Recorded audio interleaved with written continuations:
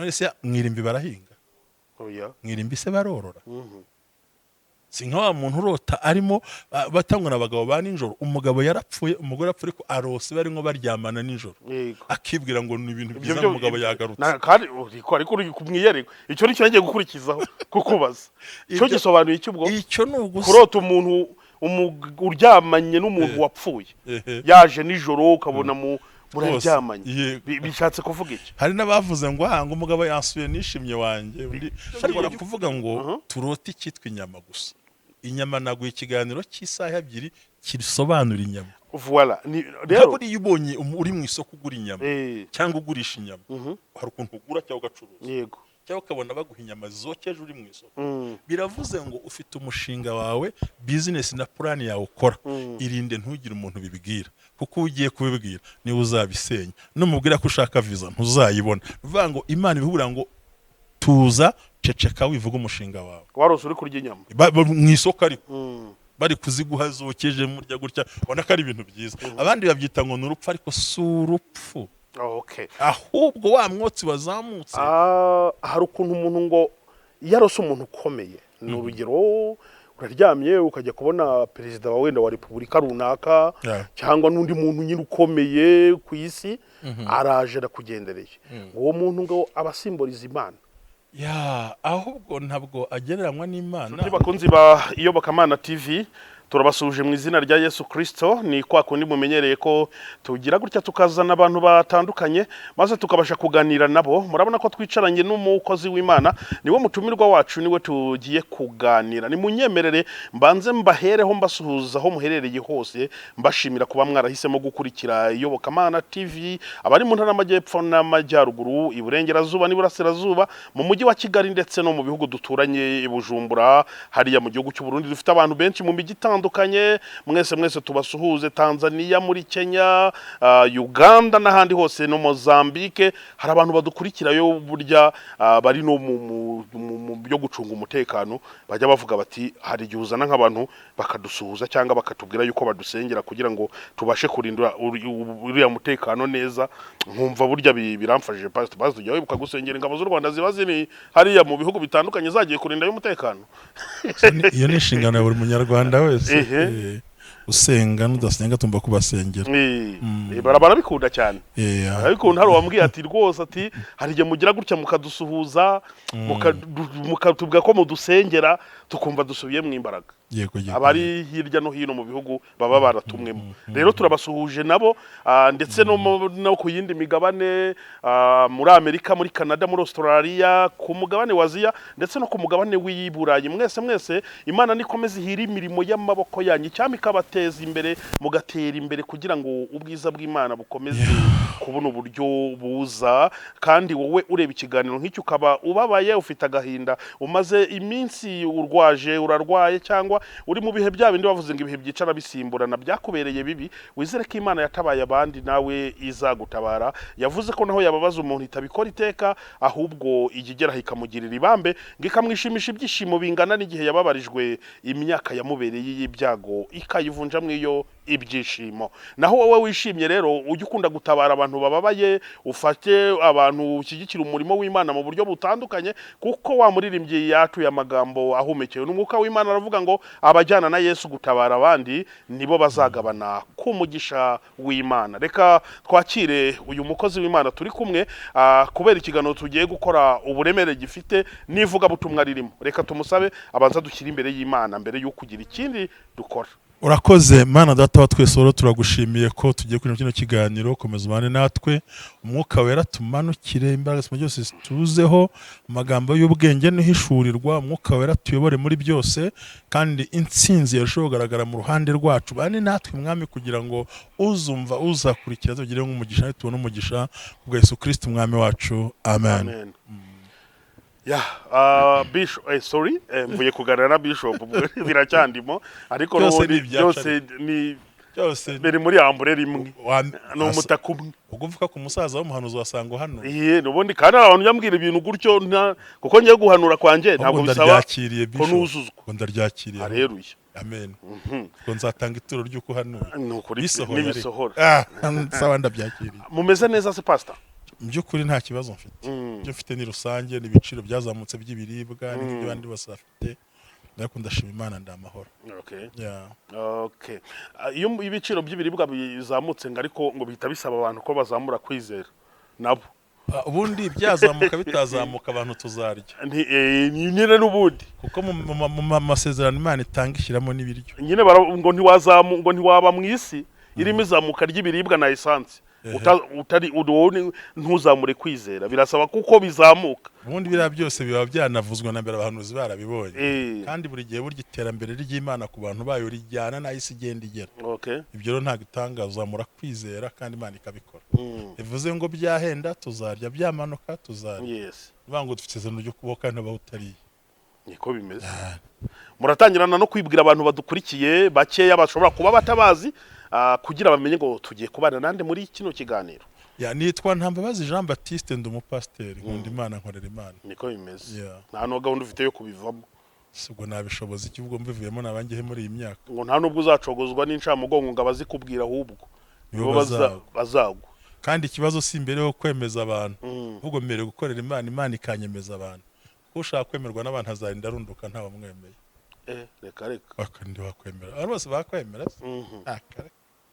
Ubundi ushaka yewe ntago abantu bose bakwemera wewe ukorera Imana ikakwemera ikakunezererwa naje gutangazwa ngo n'igikundi cyari iruhande rwa Koroneliyo batajyaga bamwemera yego batura Koroneliyo w'umuromani w'umuhanga yita umukristo guti ubuntu waho ubundi yabyihoreye ariko Imana ihagurutsa Petero n'abageze yaratungura ngo n'ubwa mbere mbibonye yuko umunyamahanga na Imana yamukoresha yego kandi Imana iramwemera ibivuze ariko abandi babyemera rero burya muri iyi si ni ngombwa ko tubaho ugomba gukunda gukundwa kwangwa kwemerwa gutemerwa ariko ibyo byose ifata mu kintu kimwe cyitwa ngo kuko Imana azantabara cyo gituma ntamwara ese pastor wenda uvuze gutyo ku ibyo bintu wenda ntarinjira kuri topic nyirizina y'ikiganiro uretse ko iyo natangiye n'ubundi tuba twatangiye ivuga butumwa iyo bavuze ngo Imana ntihamagara abantu bakomeye ngo abari bikoresha ahubwo ikomeza abo yahamagaye bishatse kuvuga iki kubera ko bitanditse muri biriya ni expression ni umuntu wabibonye ngira ngo ni imvugo y'umuntu ntabwo byanditse muri biriya birimo ngo iki murongo wa kangahe se ngabonzanira nihamagara abakomeye searching ijambo muri biri uri impereza mu murongo nta hantu byanditse babirebyemo se ntabirira hamagara abakomeye iyo ni imvugo abantu baba bashingiye ku ijambo ry'Imana ntaryo uri bubonemo nshuti yanjye utavunika none se babikura no ariko ni nkuko nabwiriza cyangwa hanura bera ni nk'umuntu aba afite ibyerekwa akareba ukuntu imuhamagaye we atari ukomere ikamukomeza ni amarangamutima ashingiye mu kwizera no nose ko uko babitubwira ko muri Bibiliya birimo nuvuga ngo umuhanzi cyangwa undi wese ni imvamutima ze ishingiye ukuntu yamukoresheje adakomeye ikamukoresha nta bundi bushobozi ugakomeza uwo yahamagaye none muri Bibiliya nabihari amagambo yose uzasanga muri Bibiliya busa ariko ari amagambo abantu ngo batwigisha batubeshya bamugani ngo biri muri Bibiliya bitari ntabwo bababeshya mugacurika ibintu nyine barohoye none se ikiba kiriho we nkiri nari mfite imyumvire ko ari ijambo riri muri Bibiliya ryanditse ngo ko Imana idahamagara abakomeye ahubwo ikomeza abo yahamagaye nyumva ni nkuko nanjye nakwicara nkahimba shingiye ku byo nyuramo nibyo mbona nkagira imvugo nzana kandi kemerwa n'abantu ariko se pastor wenda reka tuvuge ko ari abavuga ko byanditse muri Bibiliya ari ikinyoma sibyo ariko icyo kinyoma gifite logique urayemera nta kinyoma cy'Imana kibaho ubwo icyo mba mvuga we umuntu wabitekereje nk'urugero nk'ubu ngubu ntekereza ko hari ijambo warumbaje mu kanya ndaryumva ariko wenda turi nyuma ya kamera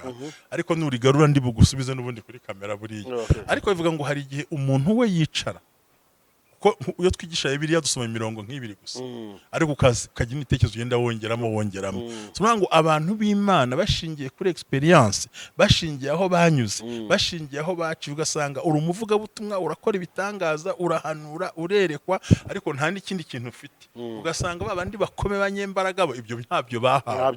Noneho Imana ikaguha bwa butware bwo kuyobora bize n'abatarize, bwo gutegeka abakurusha imbaraga n'abakurusha amafaranga n'ubushobozi, ariko bakakumvira wowe kuko Imana yakomeje wowe. ngira ngo ni ibintu byumvikana cyane. Pastor, reka rero tuze kuri topic y'umunsi. Ndashaka ko tuganira ku bintu bijyanye n'inzozi ndetse n'uburyo zigiye zisobanurwa rimwe na rimwe, kuko iyo urebye iyi monde turimo, ndavuga hano muri gospel yo mu Rwanda, ubona impano yo kuvuga ko abantu biba ari abarotozi bose bigize ba Yosefu. Umuntu wese aravuka ati nsobanura inzozi. Ababuze ubuhanuzi bwo guhanura bose bahungiye mu gusobanura inzozi. Ariko se iyi mpano yo gusobanura inzozi si impano Imana itanga nk'izindi zose? Ni impano y'Imana. Ni impano y'Imana. No se wowe nkawe wenda nka pasteri, abasobanuzi bose ubona kuri chaîne bose urabemera uko burikije ibyo bayogenda bavuga wenda, cyangwa se ese hari ihame rya context cyangwa ry'ikintu bavuga ngo iki kivuze iki, ari ihame ridashobora guhinduka? Urakoze. Ubundi inzozi zisobanurwa mu buryo butandukanye bijyanye n'uko umuntu Imana yahaye impano. Nge abasobanura nk'umunyamakuru ubihoramo buri munsi ukabira, ariko jewe sinjya ngira umwanya wo kumva abandi bitewe n'akazi kenshi mba mfite, ariko ntabwo nibwira ko umuntu yahaguruka gusa ngavuye ngo agiye gusobanura inzozi, ko ashobora kuzisobanura niba ukuri kwabyo bikayobya abantu. Ariko ntekereza ko mu bahamagawe benshi hari Imana baratoranije kameme, kandi ukabona ko wamuntu uko ibyo avuze ari zo mpano yanagusobanurira ukumva icyo kintu niko kuri kuzima guhagaze. Gusa hari abakozi b'Imana, ntihabura n'abandi bitwa abakozi b'Imana. No mu gihe cya Pawulo hari abantu bisengo nabo ngo baravuga mu rya zina Pawulo ajya avuga. Ibyo n'ugasanga rimwe na rimwe hajeho kuba umuntu yavangiwe atabanje gusoma iko impano yo kwerekwa cyangwa se impano yo gusobanura inzozi ni impano iva ku Mana. Ni impano iva ku Mana. Kandi umenye neza ko nanone kurota nayo ni impano. No kurota ni impano. Ni impano. Kandi kurota ko ari impano, bamenye neza ko inzozi ni message y'Imana iza ku muntu direct. Nuvuga ngo Imana niyo yohereza kurota izo nzozi ikakuvugisha nta mushumba, nta profete, nta wundi bakavugana n'umuntu direct begeranya ako kanya. Kuko dushingiye ku ijambo ry'Imana igaragara mu bitabo cya Yobu, yaravuze ngo nzaganira nabo mu nzozi bashyizweyo rimwe cyangwa gatatu ngo nubwo batabyitaho. Urumva ko bimeze aho ngaho. So ni message rero yindi, kandi nkubwiza ukuri, ubusengera aho usengera hose, uhuba hose, aho uteranira hose, n'ibyo ubamo byose, Imana umuntu wese ararota. Umuntu wese, uwo musiramu mugaturika, umuporo, umupantekoti, n'udasenga n'usenga, abantu bose ariko bararota, kuko Imana idukunda twese. Nta nzozi zishobora kuza zidaturutse ku Mana. Ariko byaza gute? Hari izo bita ng'izimuru. Ari amagambo agaragara mu migani uzasome, uje mu zindi ndimuze kureba. Haravuga ngo abantu barota inzozi ariko imiruho yabo baba barimo bigatuma batazisobanukirwa.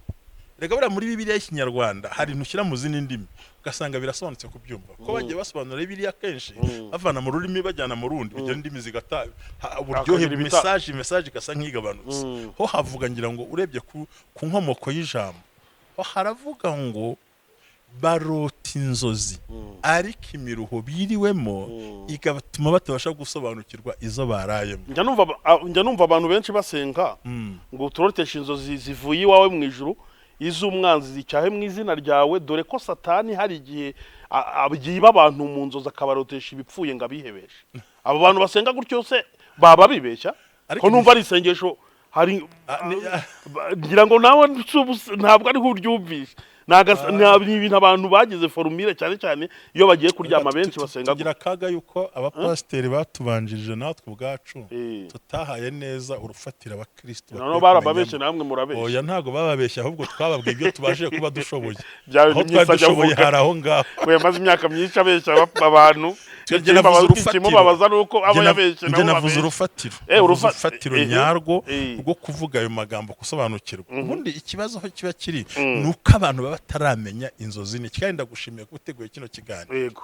Ngenda iwanjye ndakivuga ariko urumva ko bigiye mu buryo bugaragara, ufite platform nini abantu ushobora gukurikirana, ariko nkubwije ukuri ahubwo harimo ikintu gikomeye.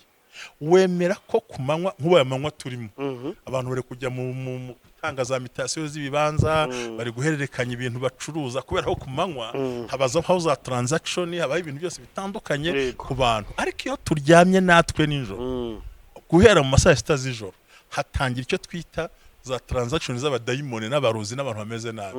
Ni nayo mpamvu natwe turota guhera isaa 6 kugera isaa 12 za mu gitondo. Urabyumva neza. Nuvuga ngo ko operation y'abadayimoni abakoreshwa na satani, abarozi n'abandi bakora ibintu bya ninjoro ari nabwo Imana isura abantu ikabegera. Noneho wa muntu yarota zanzozi wagahita yumva ngo ni za satani ko nta cyapa kizaho. Muri communication y'Imana n'umuntu satani ntabwo azama. Ahubwo ibigutera niki utangira si ibintu bimeze gute. Reka mwe nk'urugero. Niba umuntu avuga ngo yarose ishaka ihundo y'ishaka riryirini.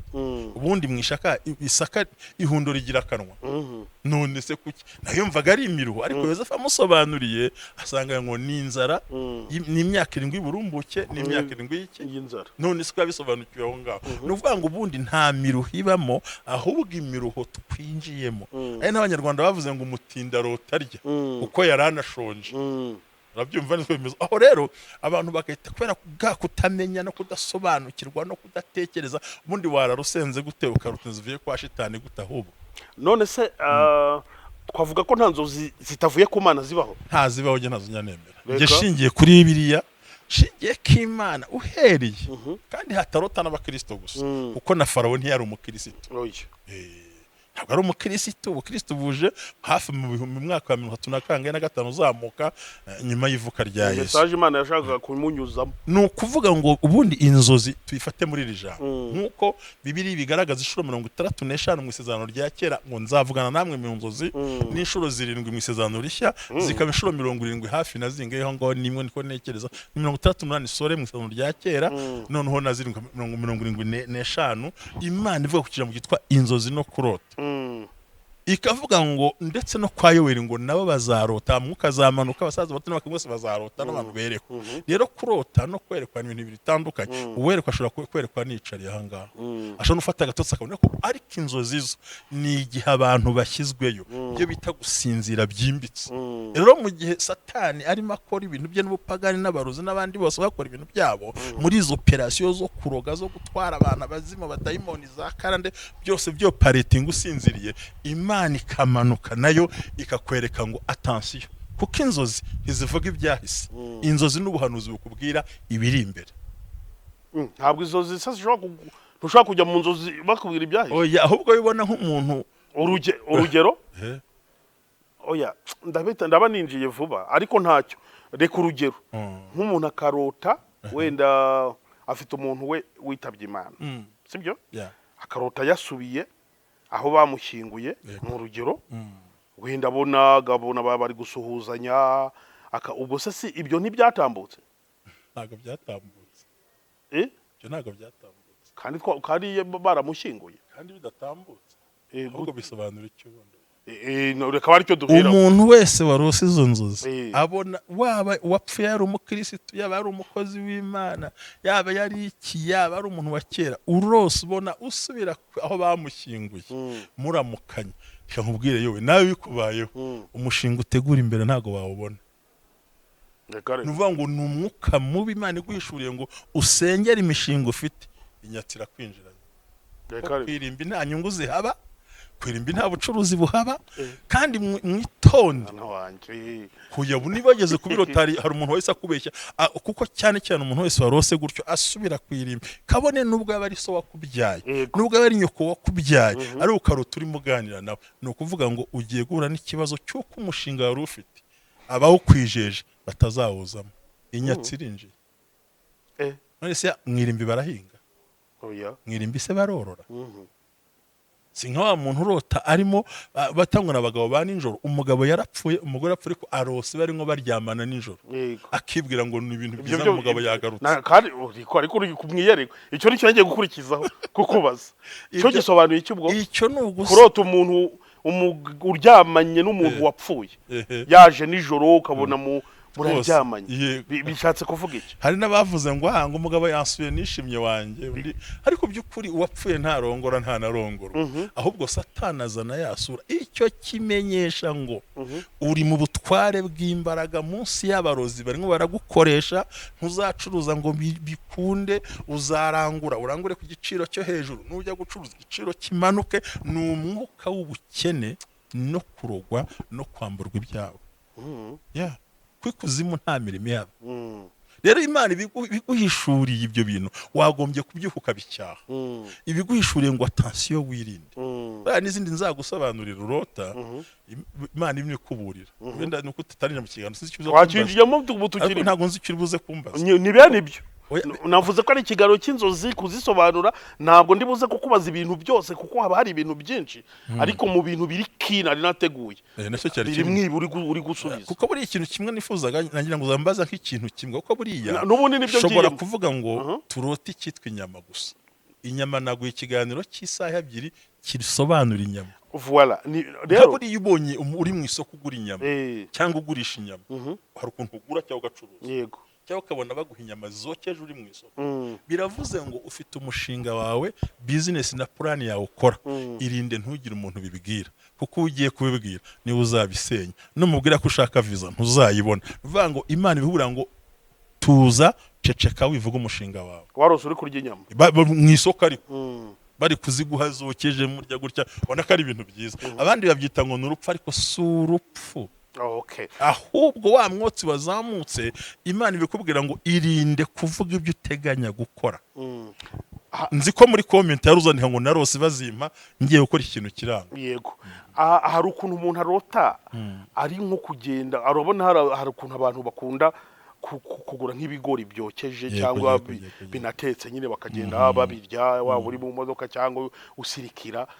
Kurota urya ibigori bishatse gusobanura se buriya yo ikigoro ubwacyo, inzozi zacyo kuzisobanura byansaba iminota 50. Ubwo nawe ngiye gufata akantu kamwe, hitamo ikintu kimwe ushaka, kibi ikigori, kibi inyama se, kibi imodoka, kibe kugenda, icyo ushaka, cyangwa kibi igiti. Ariko ku kigori aho ngaho cyambere, ibigori byinyebi ntibisobanura nk'ibyokeje, ibiri mu murima ntibisobanura nk'ibihingwa, ibyo bakataguyemo kabiri bice bibona ku irembo ntibisobanura kimwe. Wari uzi ko ibigori ubonye babikatagura uduce bisobanura ngo umwuka w'urupfu winjiye mu rugo rwawe. Ubundi nuvuga ngo tugomba gusobanura ikintu ku kintu, niba ari igiti, niba ari n'indabo, izi ndabo tureba. Rero tuvuge ngo nk'umuntu abona ibigori, reka tuzabitegure ikigori ubwacyo kukirota. Abenshi bazi ko atari ikigeragezo, ariko hari uburyo kibamo cyiza. Urugero nka buriya, umugore urose ari guhinga ibigori mu murima yatishije, biravuze ngo si igihe cyo kubyara kuri we, nubwo ashaka umwana si igihe cye. Nyamara umugabo ubona uri muhinga mu murima nawe yakodesheje w'ibigori, birasobanura ngo nashyireho amaboko agiye kubona umugisha uturutse ku ruhande. Ntabwo bisobanurwa kimwe, bisaba kubitekereza. Noneho kubona umuntu yotsa ibigori agenda birya mu nzira, nayo nkuganiriza ikintu kimwe. Icyambere biterwa n'ukiguhaye nta kiguhereye, se ni wowe ukiguriye. Kubura ikigori ntabwo bisobanura ibigeragezo pe. Burya ikigori kiri mu bintu kimwe n'ingano byitwa umugisha, ariko bitewe n'uko ubibonye urimo urabyumva neza. Soro ukuntu harya ibigori abenshi cyangwa biri ukuntu isobanura witonze cyane, wa muntu uri muri ibigori kwanza biririye he, abihawe nande. Yego. Aho rero yabikubwiye neza niko ubasha kumusobanurira ngo senga muri buno buryo cyakora muri ubu buryo. Gusa ni genero, ibigori bisobanura umugisha, ntabwo bisobanura ibigeragezo buryo. Hari ukuntu umuntu ngo yarose umuntu ukomeye, ni urugero uraryamye ukajya kubona perezida wa wenda wa repubulika runaka cyangwa n'undi muntu nyine ukomeye ku isi araje arakugendereye, uwo muntu ngo abasimboliza Imana. Ahubwo ntabwo agereranywa n'Imana, ahubwo uwo muntu asobanura ngo mu byifuzo wari ufite bigiye gusubizwa. Ntago ari Imana, ntibishoboka. Ushobora kurota n'umushumba w'itorero, mbega umuntu wese ukurusha ufite power zasubiza ikibazo ufite biba bisobanura ngo mu minsi iri imbere itari iya kure senga ibyawe bigiye gusohora. ushobora no kurota perezida w'igihugu wa kure ariko niba abantu bafite za mbaraga na bwa bushobozi bwakemura ikibazo cyawe. rero bavuga ngo ya masengesho wasenze Imana igiye kugirira neza. Kurota uri gusenga mu butayu. Uri gusenga mu butayu. Urakoze cyane. Turebe Yesu yajyaga asenga ryari zabwo we. Ajya kubona ese asenga ku manywa? Oya. Asenga ryari? Nijoro. No kuvuga ngo Imana irakubwiye ngo senga amasengesho ya nijoro kandi ugiye mu butayu kuko imyuka mibi nayo yoparetingira hanze aho ngaho. Nicyo bita kutaryama. Rega buri abantu babisobanukirwe kuki Yesu sekunda gusenga nijoro. Nimwe nakubwiye ngo cyagihe abadayimoni n'abarozi n'imyuka mibi byose bikora muri ryajoro. Rero kurota uri mu butayu bisobanura ngo Imana iraguhamagarira gusenga amasengesho ya nijoro. Kugira ngo urwane n'izo mbaraga mbi kuko buri ibintu by'inzoza hanini Imana ibiduhishurira kugira ngo tumenye neza imigambi ya Satani iri hanze irimiba. Kuko Satani abadayimoni abarozi imyuka mibi za karande bikorera muri operation yo kurwanya umuntu mu iterambere, kurwanya umuntu mu buzima, kurwanya umuntu mu iyerekwa kugira ngo numara gucogora nta kintu ubonye bizagutere kwinuba Imana. Noneho Imana ikazizana kugira ngo ikuburire icyo uri bukore kugira ngo ibikorwa bya Satani bitagira agaciro muri uwo murongo wawe. Yego. Hari abantu barota bakarota buri gihe babona baryamanye n'abadayimoni cyangwa n'abazimu. Ibyo bintu bishatse gusobanura iki? Ubundi akenshi na kenshi ntabwo abadayimoni ntibagira isura n'abazimu ntibagira isura ahubwo biyambika mu muntu wasanzwe uzi cyangwa umuntu utanazi. Ibyo bintu bivuze ikintu gikomeye ahubwo nk'uwo muntu ubundi yagombye guhita yihutira gushakira abahanuzi gushaka umushumba we agatabaza. Ni ukuvuga ngo mu muryango wabo harimo ibintu bine bikomeye. Icya mbere hari karande y'ubusambanyi, hari karande y'ubukene nta gutera imbere, hari karande yo kubura icyo ugiye kwakira turimo turajyana kandi yuko hariho n'umwuka wo gukenyuka. Uwo muntu Imana imuburiye ngo ibyo bintu bimuri imbere. Nicyo bisobanura ubundi. Kandi ni ukuri muri comment uzayibona uwarose aryamanye n'uwo muntu hari ibintu yahombye kandi arabibona. Bivuze ngo hari amasezerano ababyeyi bakoranye nabo kera bakora ibyirwamana noneho Satani arashaka kuza kwiha bya bintu yajyaga abona aho hantu. Rero ugomba guhita ukanguka uwo mwanya ukibirota ugasenga ariko ntibihagije ujya gushaka umushumba wagushumbye akagufasha cyangwa se wo mu mwuka cyangwa nyoko mukamusanga akagufasha kandi ukamubwira details y'icyo kintu cyakubayeho. Abantu benshi bakunda kurota bimutse. Urugero ukaba warutuye mu Rwanda ukabona ugeze wenda i Burayi, ugeze muri Amerika, ugeze mu yindi karitsiye utarurimo. Ibyo biba bishatse kuvuga iki? Biriya yo somye ijambo rikomeye cyane ryo kwimuka. Ikintu cya mbere ubundi abenshi umuntu iyo yimuka ntekereza ko abagiye aheza harutaho yaraye. Iyo wimuka ubugiye aheza kurutaho waruri. Mu magambo make ariko urabanza ukamenya ngo wimuwe n'iki. Hari uwimurwa n'igare, hari uwimurwa na moto, hari n'uwimurwa n'imodoka, hakaba n'uwimurwa n'indege. Ibyo rero umuntu uruzi yimuwe n'igare amenye ngo urupfu hafi ruramusatiriye ntazagerayo. Ariko niba ari moto biramusobanuriye ngo azagerayo ariko nta terambere afite. Ubundi bisobanura ni ukwimuka mu buryo bw'imibereho bw'iterambere muri wowe. Noneho urwango n'ubugiye kuri moto uzagira ibintu ariko bitageze aho wumva yifuza ko wahakagejeje. Niba uri mu modoka birihuse n'iterambere ryihuse hamwe umuntu hatazamuka gatera imbere indege ho urubyumvikana nawe. Bamwe bajya babwira ngo bagiye kuzimu ko batunze amafaranga vuba ukabona ibintu byagisere birazamutse birihuse ariko uriya bishakira he ariho kumbi Imana yari yambwiye ko bizaba.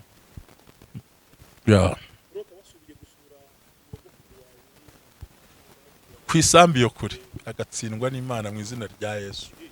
Yaba ariho yaba atanariho ntiwemerewe kurota usubira mu cyaro. Ntukarota usubira aho wavuye, ntukarota usubira yo mu cyaro. Bisobanura ngo nubwo wimutse ariko karande zaragushoreye.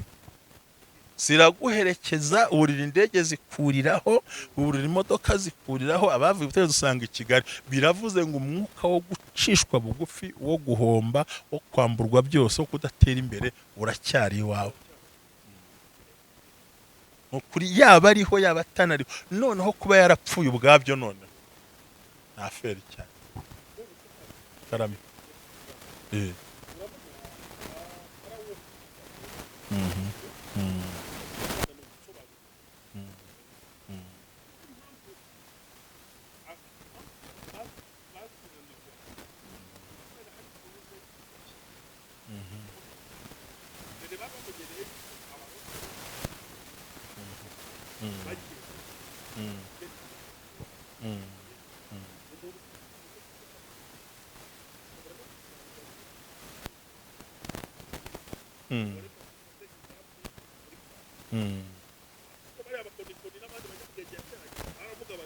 Banzu tubi.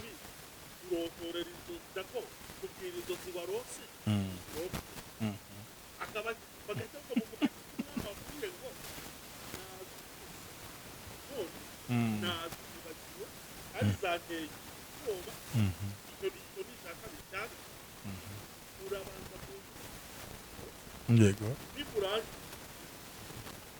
Yego.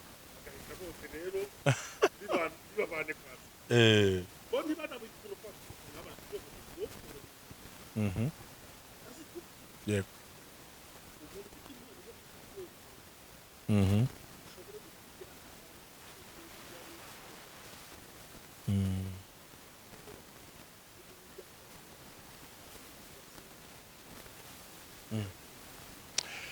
Ndabyemera ko byashoboka cyane icyo gihe Yozefu azahita asobanura uwo mwanya, ariko Daniel yasabye iminsi 3. Yasabye iminsi 3 ko zavuye ku Mana yinginga Imana, noneho Imana irazigarura. Ubundi umuntu ufite iyo mpano ni nk'uko n'umuhanuzi aba ahari, n'umwigisha aba ahari, ufite impano yo kurotora inzozi no kuzibona, no kuvuga ngo wazibagiye mukaganira agasenga ahita azikubwira cyane rwose. Wabyibagiwe sawa mu mwanya, hari izo udahita ubona uwo mwanya, hari n'izo gusaba gusenga ukabimenya uti se ndumva wararose ukuntu ati ziragarutse tumusobanura. Uko byari bivuye ku Mana ntago abakonekone bari kubimenya. Murabyumva? Kandi baba ati mu mwanya. Daniel ubwo yasabye iminsi 3 yo gusenga no kwinginga kugira ngo Imana imuhishurire za nzozi. Abenshi ngo nta nubwo babaga banazibagiwe burya, ahubwo bagira ngo barebe neza koko kuko ari banavuze ngo Daniel arimo umwuka w'Imana.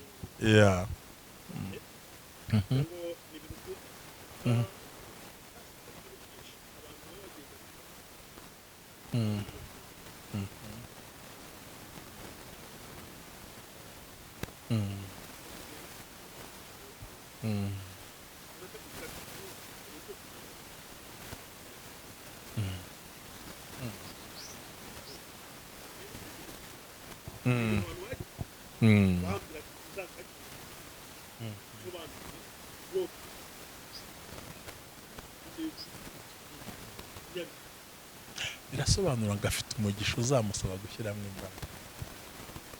Umugisha azabona kugira ngo abone yafu nuko ari buhuza mu biyagashya akabiri icyuya kugira ngo abigereho. Nuvuga ngo ni ibintu agomba kubona, ariko yanakoze kandi yanasenze kandi agashyiramo n'imbaraga muri ibyo bintu.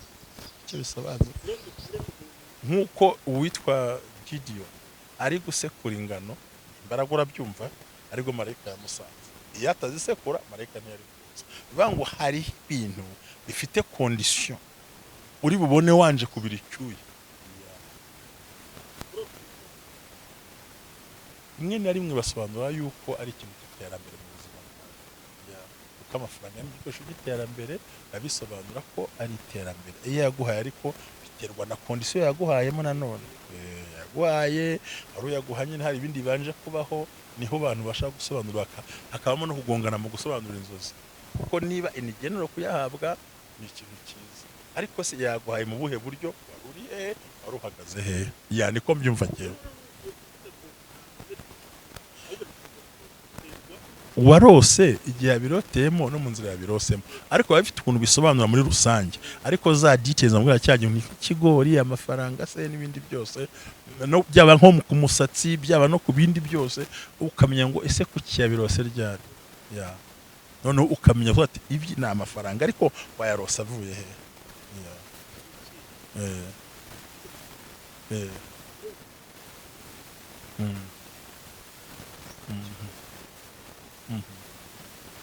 Icyambere hejuru y'umutwe hari umusatsi. Hejuru y'umusatsi nta kindi kintu gihari. Nuvuga ngo ubundi umusatsi niwo ugaragaza neza aho umuntu arangirira mu mitekerereze yiwe. Rero kurota bakogosha umusatsi birasobanura ngo bagutwaye umugisha wawe n'iterambere ufite. Kubirota aho ngaho urimo byumva. Noneho kurota umera umusatsi ni ukuvuga ngo hari amasezerano yari yaryamye ariko Imana yongeye kuzamura ku buzima bwawe.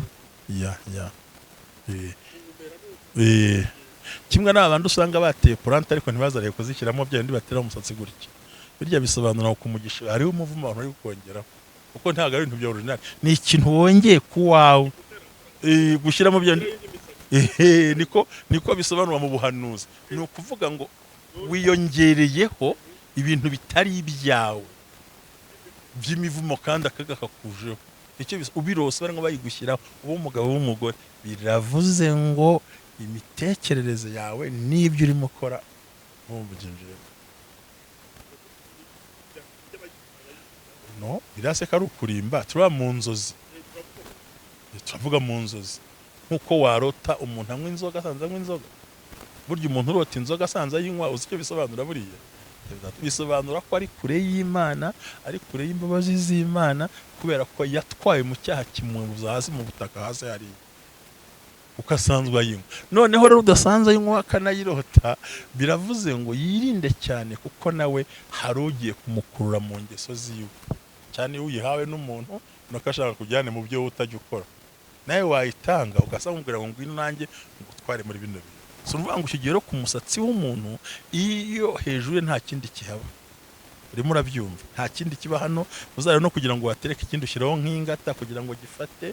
Uvuga ngo hejuru y'umuntu nta kindi kihaba. So rero kuba ufashe bwa bwiza n'icyubahiro n'agaciro warangiza ukagerekaho ibindi bintu, biba bivuze ngo ku byo urimo ukora aho ngaho hari umwanzi ubikurikiranye.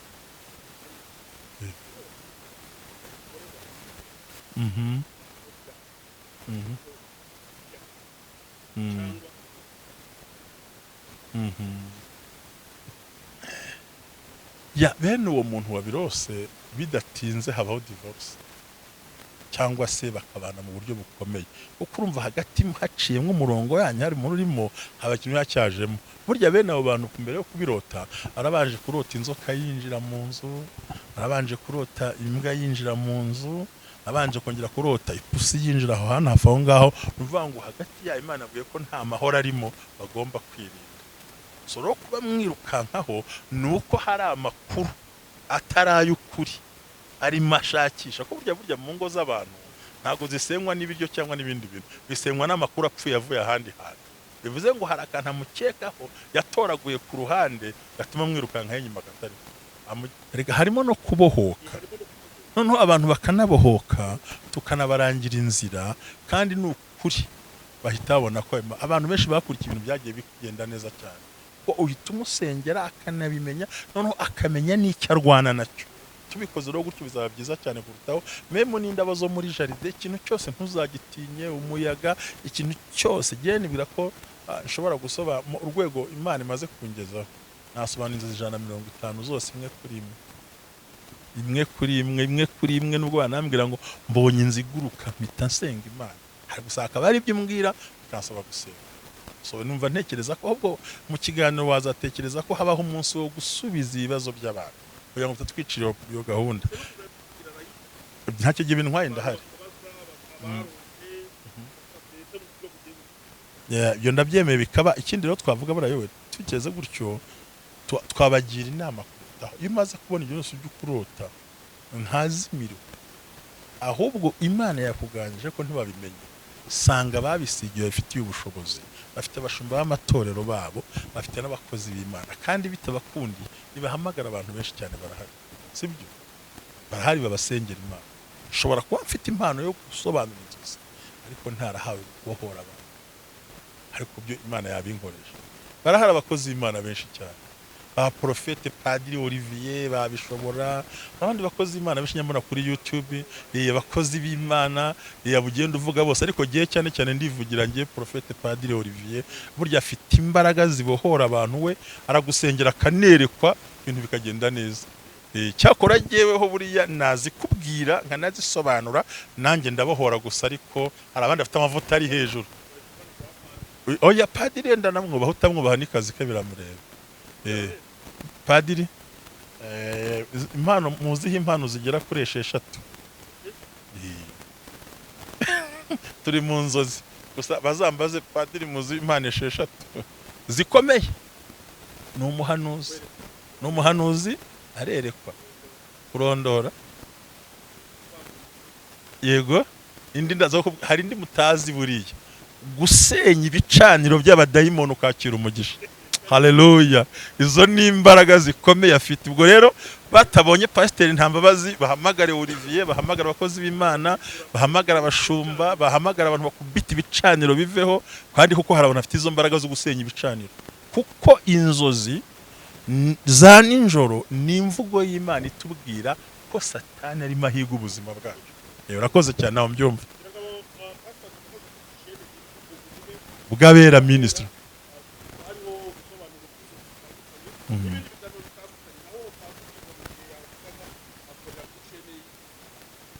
Ndumva ari iyo ngiyo. Bamuhamagare. Ubundi iyo urwanije witwa umukozi w'Imana, uba urwanije Imana, kandi Imana ikaguhagurukira. Baduhagurukiye bose ntabwo bakutse amenyo izuba riva.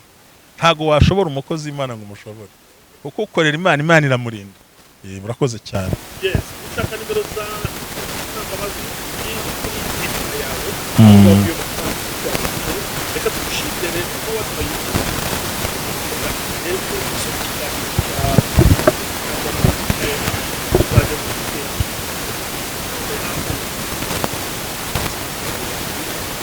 mugabo naye narabuze nkunda ndamubonye.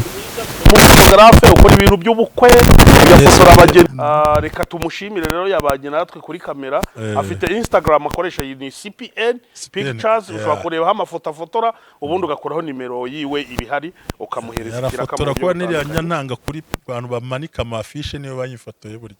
Avuga kwiye kwa updating amaze kuba umuzungu cyane. Niko bimeze. Arakoze cyane. Yes. Imana ibaho umugisha mu izina rya Yesu. Namwe ibaho umugisha.